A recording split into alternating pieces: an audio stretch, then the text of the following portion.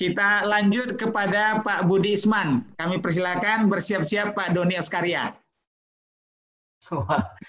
Terima kasih. Assalamualaikum warahmatullahi wabarakatuh. Terima kasih Bang Fasli. Waalaikumsalam.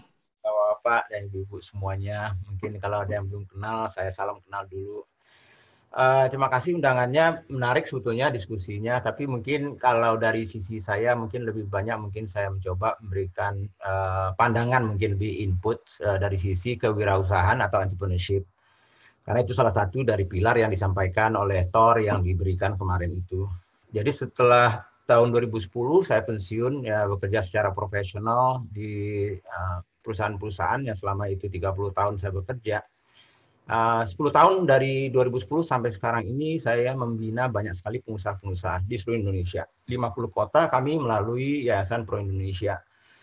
Dan dari situ banyak sekali pengalaman-pengalaman yang didapatkan, termasuk juga pengalaman kami dalam ikut membina pengusaha-pengusaha yang ada di Sumatera Barat, maupun mungkin teman-teman yang berasal dari Sumatera Barat, dari Minangkabau, yang berada di kota-kota lain, yang perantau. Ya.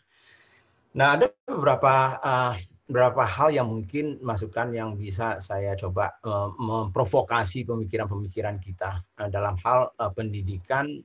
Salah satu pilarnya adalah tentunya adalah kewirausahaan atau entrepreneurship, mental dan karakter entrepreneurs yang ada di masyarakat Minang ini.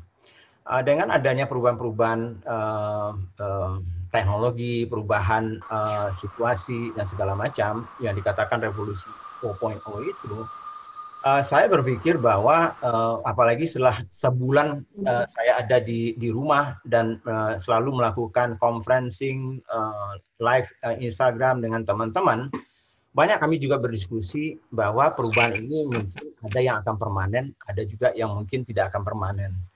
Nah, dalam hal ini ada 3 unsur yang mungkin ingin saya coba provokasi. Masalahnya pertama adalah soal pendidikan. Kalau kita mau menanamkan pendidikan, salah satunya adalah pendidikan entrepreneurship. Yang menurut saya, yang selama ini mungkin lebih banyak yang kami lihat selama ini di masyarakat Minangkabau lebih dari sisi berdagangnya. Jadi tradingnya. Jadi bukan dalam bentuk membangun sebuah bisnis yang sangat besar, atau sebagai contoh mungkin seperti Bu Nur Hayati ya dari Wadah itu yang totally berbeda dengan hanya sekedar berdagang itu. Tapi itu masalah mental dan karakteristik yang ingin kita bangun dari awalnya. Jadi mental dan karakter dan pendidikan dari entrepreneurship itu sendiri, yang mungkin yang challenge provokasi saya adalah kapan kita mulai menanamkan itu. Kalau saya sih lebih baik kita menanamnya dari awal, dari sisi proses, ya, mulai dari misalnya PAUD-nya, mau TK-nya, preschool-nya, ke junior school, high school, tetapi kemudian juga ada sisi yang informalnya. Nah, di sini yang banyak sekarang ini menjadi kegalauan dari banyak teman-teman. Saya lihat karena unsur teknologi, unsur fleksibilitas itu sangat penting. Banyak teman-teman yang mengatakan, Pak, perlu nggak sekarang ini saya sekolah kalau saya hanya ingin menjadi seorang entrepreneur susah? Secara prinsip menurut saya tidak. Kalau kita bercerita sekolah yang formal. Tapi kalau kita cerita pendidikan secara keseluruhan dan holistik, itu menurut saya adalah sesuatu yang menarik untuk kita melihat prosesnya apakah perlu formal atau tidak. Kalaupun formal, dari sekarang ini menurut saya itu sudah banyak perubahan-perubahan yang terjadi karena adanya teknologi.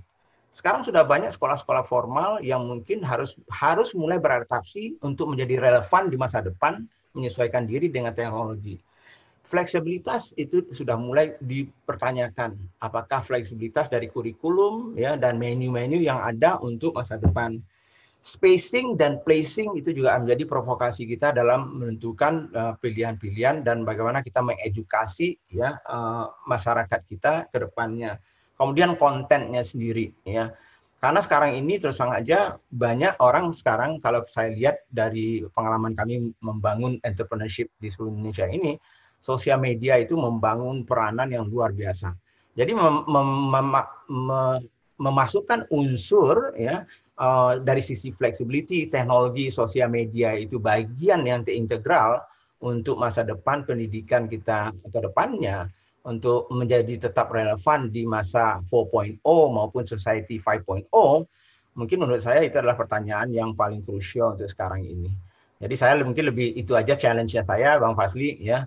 Karena itu pengalaman saya selama ini, dan ini akan menjadi challenging juga untuk kami membangun cara-cara membangun entrepreneurship yang baru ke depannya. Terima kasih.